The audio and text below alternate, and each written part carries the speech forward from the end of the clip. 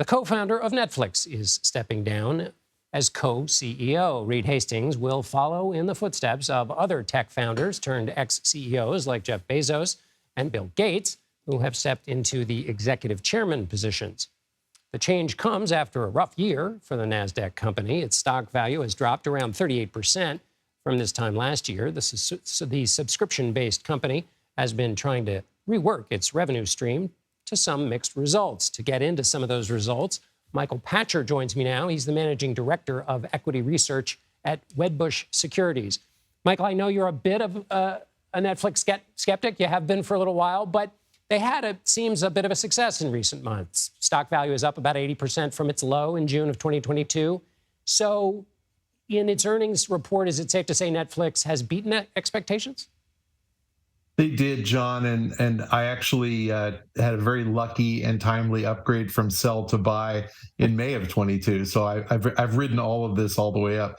Yeah, they actually had a good result. Their operating profit was about $100 million better than anybody expected. Their subscriber growth was about 3 million better than anybody expected.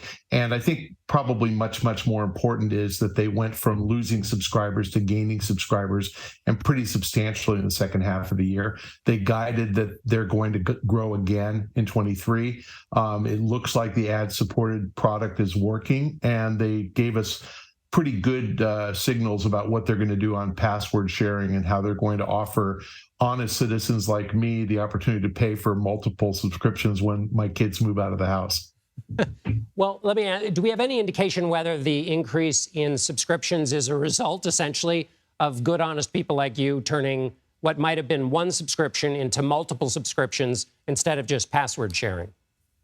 Yeah, that hasn't happened yet. That's probably something they're going to roll out in the next 3 or 4 weeks. They talked about it a lot, and they said they'd do it this quarter. So certainly we only have 9 weeks left in the quarter, but they're going to do it soon. No, this is really because they offered an ad-supported tier.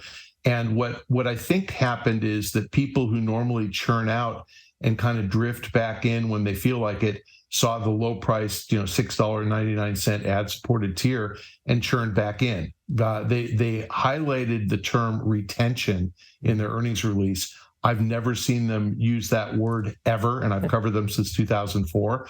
So retention is the key. They lost fewer subs than they normally do, and I think that's because the churn out people came back at lower prices. And we saw evidence of that in their average revenue per user. That dropped in every single region. So if average revenue dropped, it's because they signed up a lot of people at low prices. So, Michael, as a last question, help me write the screenplay here. So Netflix is a darling. Everybody's interested in what Netflix is doing, perhaps because they have touch with it in their lives. But it was foundering, it was stumbling, it was having some issues. Has it shown in these earnings reports, and even in the Reed Hastings repositioning, has it shown a nimbleness and an ability to catch up with the market and where it's going? And can you make any larger claims for that? In other words, is Netflix doing something that's particular to Netflix, or that companies in the tech sector which have to adapt would be wise to emulate? Well, the big change for them is that they got off of the growth wagon and they stopped trying to grow at all costs, and they shifted their focus from subscribers to profit. And that's a meaningful change. I mean, this is a company that did not generate positive free cash flow for 10 years. And all of a sudden, 1.6 billion this past year and over 3 billion in 2023. So they're focused on profitability, and shareholders should reward them for that. Modest growth and extremely profitable, that's a good company to own. So, I have a $400 target. They traded as high as $690. So I don't think they're going to get back to $690 anytime soon, but I think they've got a long way to go up. All right, Michael Pachter, thank you so much for helping us understand that. We appreciate it. Thank you, John.